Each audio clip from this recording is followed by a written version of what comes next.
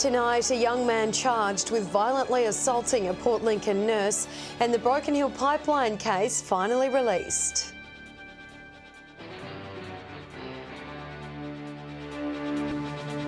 With the latest from around the region, your nightly news with Louise Hedger begins now.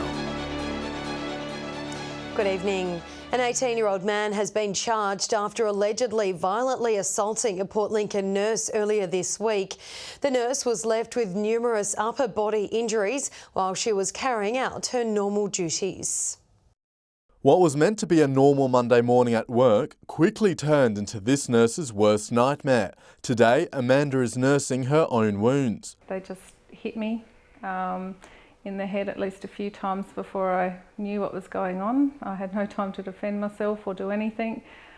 I started screaming and they kept hitting me. The nurse of 3 years says an 18-year-old patient at Port Lincoln Hospital allegedly lashed out, brutally punching her several times while she was on duty. The attack leaving her with head, neck, shoulder and arm injuries. I have a whiplash injury, so I can't move my neck properly at the moment. And it's just incredibly sore in my head and my neck at the moment. Amanda detailed the traumatic event on Facebook, including these photos, describing the alleged incident as violent and saying it shouldn't be that those who dedicate themselves to care for others can be treated so brutally. That post going viral, receiving hundreds of shares and comments of support and outrage.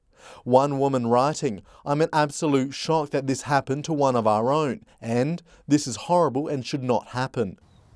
Police were called here to Port Lincoln Hospital's emergency department on Monday. An 18-year-old understood to have been a patient was charged with assault. He was granted bail and will be due to appear in court in September.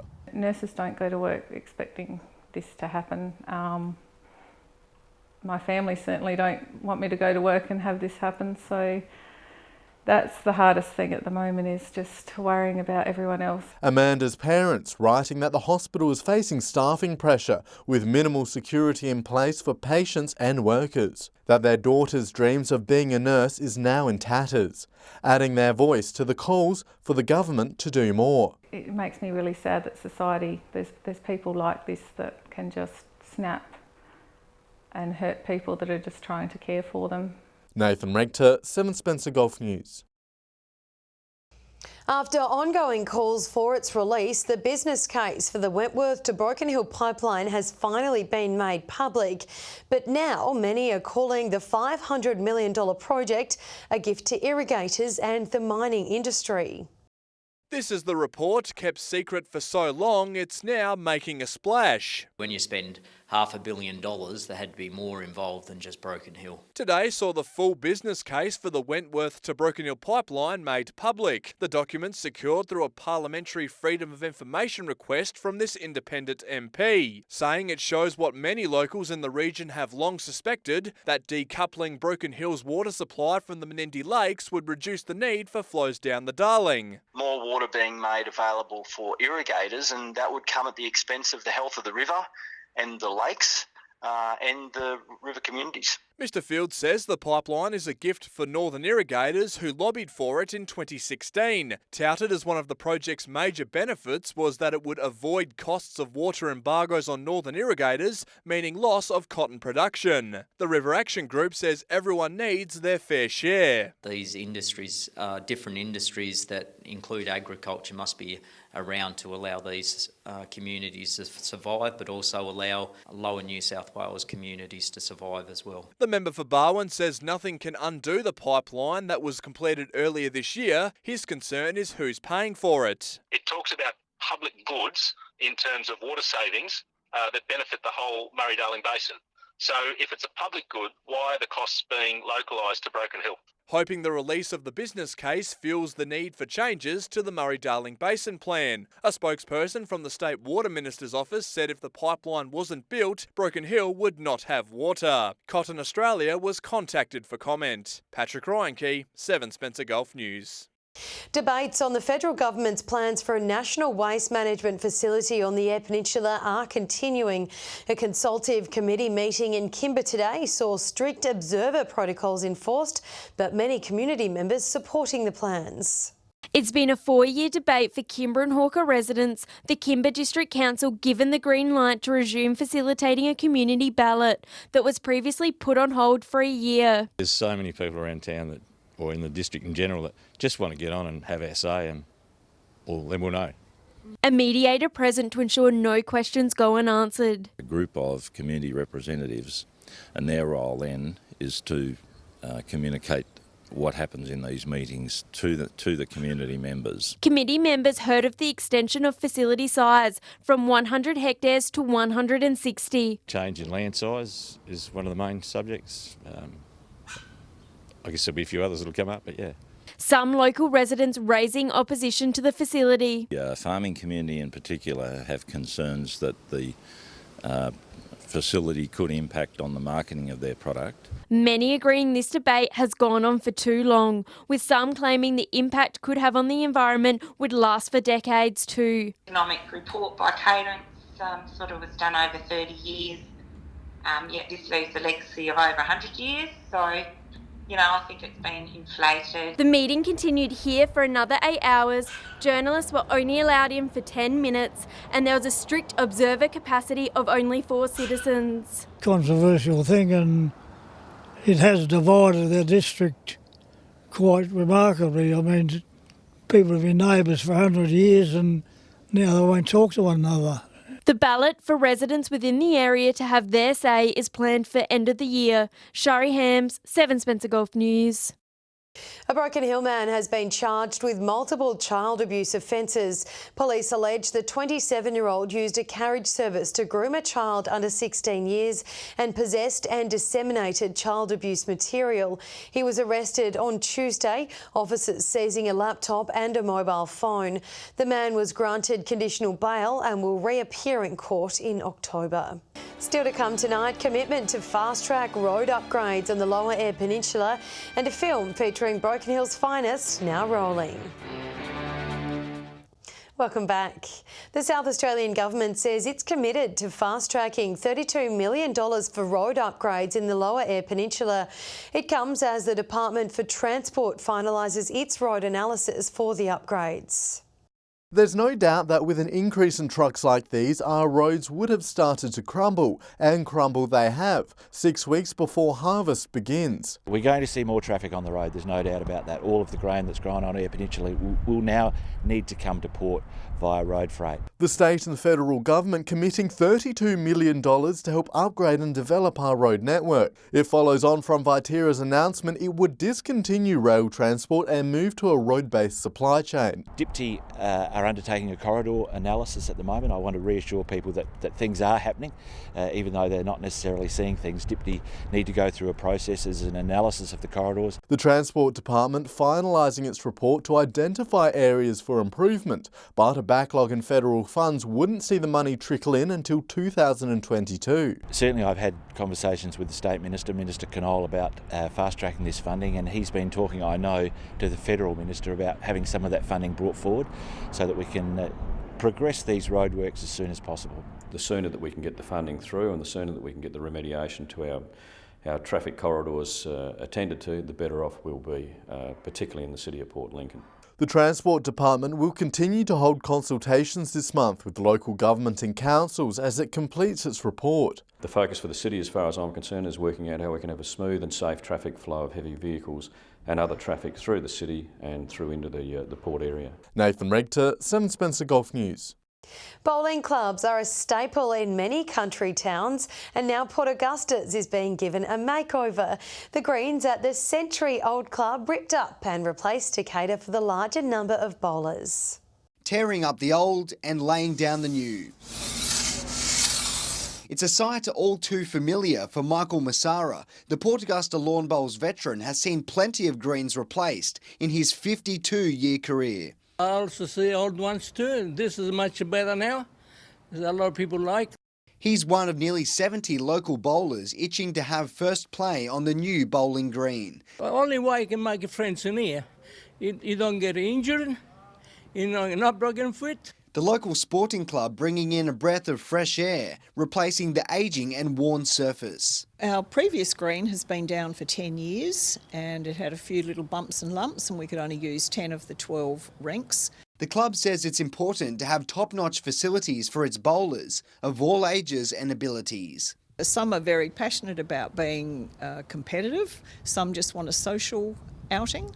But there's still plenty of hard labour before the jack rolls along the green. Preliminary works will continue over the next 2 weeks before it's rolled and marked. Management praying there'll be no loose ends by the time the competition begins in the middle of next month. It is actually the culmination of a lot of hard work by the Greens manager, by volunteer members. Garth Burley, 7 Spencer Golf News. Tonight's the night for Broken Hill locals to see how the city scrubs up on the big screen. A new film shot around the town will premiere tonight at the Silver City Cinema, with some tickets still on sale.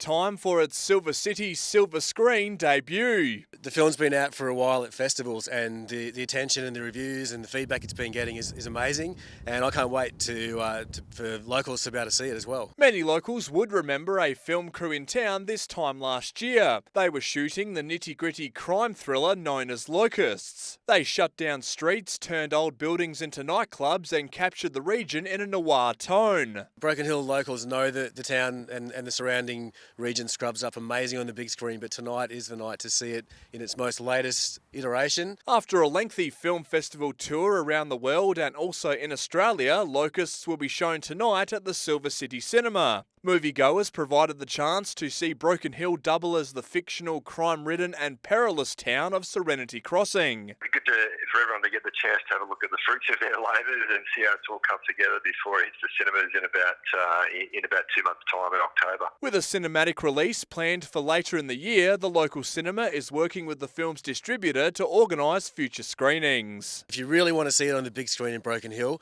get down, get in your car, go down to the cinema, get out there and check it out and support the local film industry. Tonight's premiere will also be fundraising for the Central Public School. Patrick Reinke, 7 Spencer Golf News. Stay with us after the break. We'll have this week's fish and tips and the weather details with Britt. Hello again. The SANFL is looking for its newest female recruits as part of a talent search across regional South Australia. Scouts casting a watchful eye over Port Augusta players with hopes they'll make it to the top level. A first for regional AFLW hopefuls. SANFL reps coming to Port Augusta to scout talented young Indigenous athletes with the goal to take them to the national level. They've got chances now to go down to the city and actually be recognised and follow their dreams too. It follows in the footsteps of the Boys Kickstart program, which visited Port Augusta at the beginning of the year and saw 4 boys join the national team in Melbourne. If there's enough boys up here, there's got to be enough girls, so we're coming back for the girls.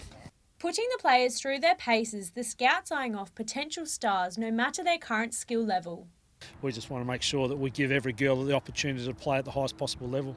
All shapes and sizes, heights, it's really important that they're just active and they're out there having a kick of the footy. Rising in popularity around the country, women's footy is the fastest growing part of the SANFL business, which is a great representation for young players. They get to see some of the Indigenous and multicultural girls on TV through Auskick or through the AFLW. Currently, no large female leagues exist in regional South Australia, but State Talent Manager Brenton Phillips is hoping that will change. Within 5 years, I'd love to see a women's competition spring up out of Port Augusta or Whyalla or Peary or somewhere like that. With the latest session proving there is plenty of promise in the ranks. Today's a great little showcase of what's to come in the future, I think, so pretty exciting. Laura Milovanovic, 7 Spencer Golf News. Now let's hear from the experts with this week's Fish and Tips. Welcome another week around the Golf Fishing Tips. I tell you what, over that last weekend, how cold can you get?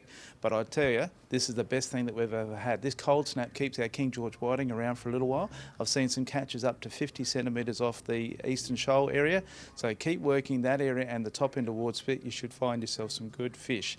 There's been a few notorious snapper floating around in some of the inside wrecks. I think it's the opportunity to get out and make sure you get hold of them before we actually get closed off. And while you're there, don't forget in the shallow off runs of the creeks, you'll see some salmon. Great thing to teach the kids. That's all we got. We'll see you next week. G'day and welcome to this week's Fishing Tips from Port Augusta, Jewel of the North. Well, a bit of a change of season though. The wildflowers are starting to come out. It's a little bit of warmth in the air, but also that wind's starting to pick up. So if you're going out, try and get out a little bit earlier. Some nice King George whiting getting caught around the Flinders Channel and also a little bit further north than that, around the Run area. Some Tommy Ruffs up and around the mangroves, and there's been some reports some big flathead getting caught in the patchy areas around Port Patterson as well. And that's all we have from the Jewel of the North. Whalers fishing tips this week. There has been again some really big numbers of squid coming down from around the wreck. Make sure you stay outside the exclusion zones, guys. King George whiting have been available right up around the eastern shoal grounds. Both north and south have had a lot of fish. Further down south in the deeper waters, there has been some lovely schools of snapper down there. Most of them around the 1 to 4 kilo size, so get down and have a look for those guys. And land-based around Whyalla, there's been some nice garfish, squid and salmon coming in from the Point Lowly area.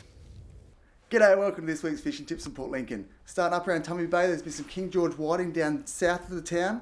Areas around Ski Beach and stuff have been pretty good, and there's been some squid around there too. Moving down towards Port Lincoln, there's been plenty of squid around the bay down here too. There's also been a few whiting in the bay. Late afternoon up the North Shore has been pretty reasonable, but the guys have been doing a lot better outside the bay. Moving down to the south coast, the salmon have been doing really well between Wanna and Miller's Hole. The schools down there have been around that 3 to 4 kilo mark. That's about it for this week. We'll see you again next week. For your weather forecast, here's Britt Aylen. Good evening. We've had a bit of a mixed bag about the region today. It was sunny at Port Augusta, reaching 24 degrees. Whyalla experienced strong winds with a top of 23. Wind and rain at Port Lincoln, 19. Broken Hill, sunny with a top of 21. Port Pirie, mostly fine, also 21. Adelaide, 19. A low pressure trough sat to the far west of South Australia today, sending cloud and a few showers across the region. Tomorrow, that low will move over the west and south of the state. On the Gulf waters, winds south to southeasterly with swells at up to 1.5 metres, and the sun will rise just before 7 o'clock tomorrow morning. We've got a wet day ahead with showers and rain expected across the region. Broken Hill remaining dry with a top of 23, Port Augusta 21, Corn 20, Whyalla, Woodner and Port Pirie all 19, Cleve 17, Coffin Bay, Kadina and Adelaide 16, Clare a top of 15 degrees. Moving further through the week, showers expected on Saturday at Port Lincoln, rain and wind on Sunday with showers again on Monday. Cleve looking partly cloudy on Saturday with a possible storm on Sunday, showers on Monday. Similar conditions at Woodner across the weekend. Whyalla looking fine on Saturday with stormy conditions on Sunday ahead of a fine start to the new week. Port Augusta partly cloudy on Saturday, showers expected on Sunday. Kadina looking fine on Saturday. Rain and strong winds on Sunday with showers on Monday. A fine Saturday at both Clare and Port Pirie, rain on Sunday with showers Monday, and finally to Broken Hill with fine and partly cloudy conditions expected through the weekend and into next week. And that's all for today's weather report, Louise. It's back to you. Wonderful, thank you for that, Britt. That's your local news this Thursday evening. Thanks for joining us today. We'll have updates later, but until then, enjoy your evening. Good night.